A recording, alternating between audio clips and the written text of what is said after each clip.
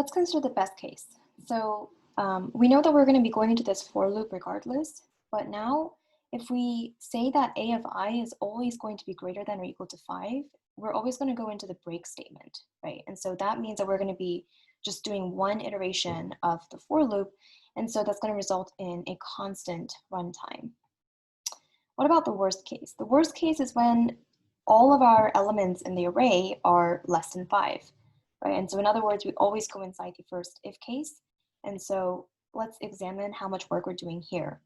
We create an array of size n times a of I, right? A of I is always less than 5 because we're assuming that we always go inside the if case for a worst case scenario. And because we can hold a constant bound, a constant upper bound on a of I, precisely 5, right?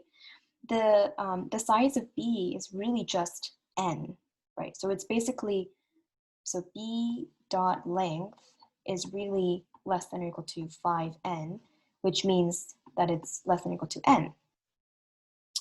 And so inside this for loop, we're really just doing from 0 to n, multiplying by 2 each iteration. And so this is a log n number of iterations, right? So this is log n amount of work. And we're doing log n amount of work for each of n iterations in the outer for loop. So that means that we're doing n log n amount of work in the worst case.